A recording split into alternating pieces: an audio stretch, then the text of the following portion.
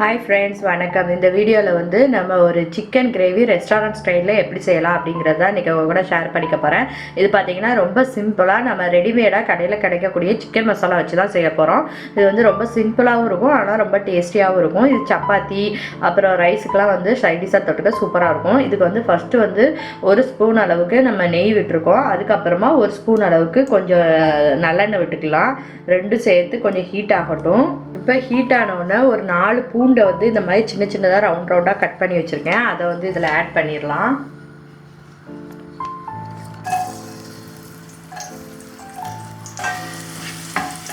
இப்போ வந்து பூண்டு வந்து கொஞ்சம் நல்லா வந்து பொரிய ஆரம்பிச்சிருச்சு, வாடெல்லாம் மாற ஆரம்பிச்சிருச்சு. இப்போ இந்த சமயத்தில் நான் வந்து ஒரு 2 பெரிய பல்லாரி வெங்காயத்தை இது மாதிரி நீல வாக்கில் கட் பண்ணி வச்சுருக்கேன். அதை இதில் ஆட் பண்ணிடலாம்.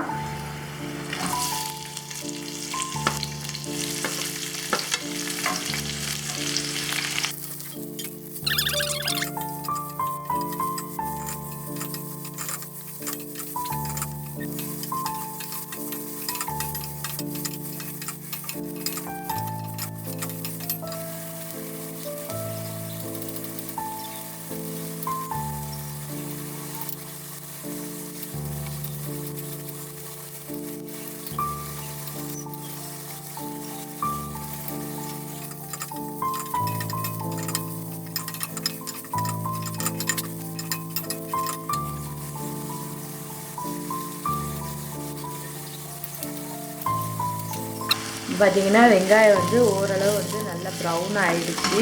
இப்போ வந்து நம்ம கட் பண்ணி வச்சுருக்க ஒரு 2 பச்சை மிளகாயை வந்து நம்ம சேர்த்துக்கலாம். அடுத்து இஞ்சி பூண்டு பேஸ்ட் வந்து ஒரு ஸ்பூன் அளவுக்கு ஆட் பண்ணிக்கோங்க. இப்போ இதையும் வந்து கொஞ்சம் லைட்டாக பச்சை வாசனை போகிற அளவுக்கு கிளறி விட்டுக்கலாம். அடுத்து ஒரு 2 தக்காளி பழத்தை இந்த மாதிரி பொடிசாக கட் பண்ணி வச்சுருக்கேன். அதையும் இதில் ஆட் பண்ணிடலாம். இப்போ தக்காளி பழம் வந்து நல்லா மசிய வேகணும், அந்த அளவுக்கு கொஞ்சம் விட்டுறலாம். நல்லா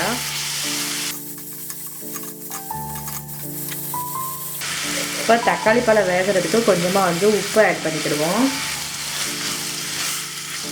இப்போ தக்காளி பழம் நல்லா மசிய வேகட்டும், அதுக்கப்புறமா பார்க்கலாம். இப்போ வந்து பார்த்திங்கன்னா தக்காளி வந்து கொஞ்சம் ஓரளவுக்கு நல்லா வெந்துடுச்சு. இப்போ வந்து நம்ம சக்தி மசாலா பொடி தான் நான் இன்றைக்கி ஆட் பண்ண போகிறேன். சிக்கன் மசாலா பொடி அது வந்து 1 கிலோ சிக்கனுக்கு 50 கிராம் அளவுக்கு இதில் ஆட் பண்ணிக்க போகிறேன். இதுலேயே வந்து நம்மளுக்கு ஜீரகத்தூள், மல்லித்தூள், கரம் மசாலா அப்புறம் வந்து எல்லாமே இருக்கிறதுனால நம்ம இதுக்கு மேலே வேறு எதுவுமே சேர்க்க தேவையில்லை. இதை மட்டும் ஆட் பண்ணாலே போதும். இதை சேர்த்துட்டு இப்போ லைட்டாக வந்து இந்த தக்காளியோடு வந்து கொஞ்சம் ஃப்ரை பண்ணி விட்டுருங்க. இதுலேயே வந்து காரப்பொடி எல்லாமே இருக்கிறதுனால நம்ம வேறு எதுவுமே சேர்க்க தேவையில்லை. இப்போ இதை கலந்ததுக்கு அப்புறமா நான் வந்து 1 கிலோ சிக்கன் வந்து போன்லெஸ் சிக்கன் தான் இன்றைக்கி எடுத்திருக்கேன். நான் சின்னதாக கட் பண்ணி எடுத்திருக்கேன். அதை வந்து இதில் ஆட் பண்ணிடலாம். நான் வந்து கழுவி மஞ்சத்தூள் எல்லாம் போட்டு வச்சுருக்கேன். இப்போ அதை வந்து இந்த மசாலா கூட நல்லா வந்து கலந்து விடுவோம்.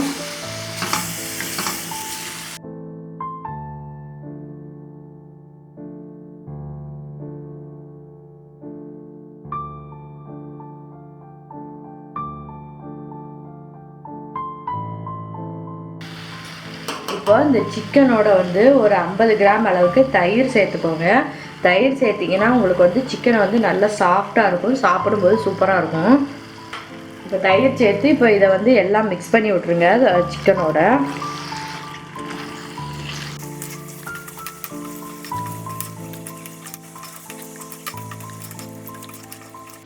இப்போ இந்த சிக்கன் வந்து வேகும் போதே வந்து ஒரு 1/2 ஸ்பூன் அளவுக்கு கஸ்தூரி மேத்தி வந்து ஆட் பண்ணிக்கிடுவோம்.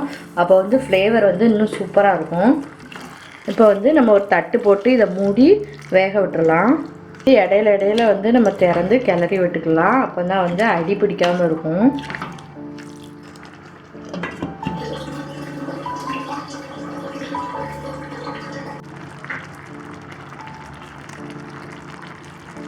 வந்து ஒரு ட்ரிப் வந்து நம்ம கிளறி விட்டுருவோம்.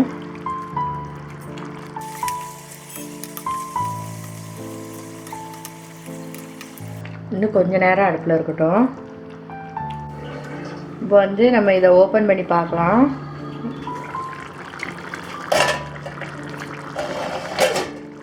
சூப்பராக வந்து நல்லா கொதிச்சிடுச்சு, கறியும் வந்து நல்லா வெந்துடுச்சு.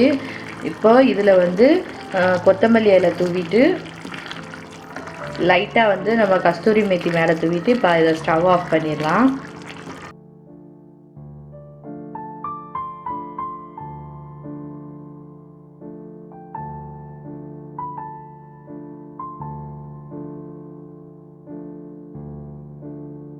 இப்போ இதில் வந்து ஒரு கொஞ்சமாக ஒரு அரை ஸ்பூன் அளவுக்கு கஸ்தூரி மேத்தி எடுத்து அதையும் வந்து ப்ரெஸ் பண்ணி இதில் சேர்த்துக்கிட்டு ஸ்டவ் ஆஃப் பண்ணிடலாம். உங்களுக்கு இதை விட திக்காக வேணும்னா இன்னும் கொஞ்சம் நேரம் கொதிக்க விடுங்க, நல்லா திக்காயிரும்.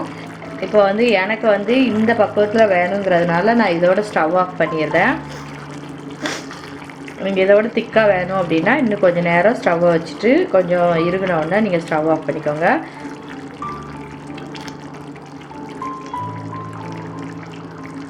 பார்த்தீங்கன்னா நல்லா சூப்பரான கலர்ஃபுல்லான நல்லா காரசாரமாக இருக்கக்கூடிய நம்மளுக்கு ரெஸ்டாரண்ட் ஸ்டைல் சிக்கன் கிரேவி வந்து ரெடி ஆகிடுச்சு.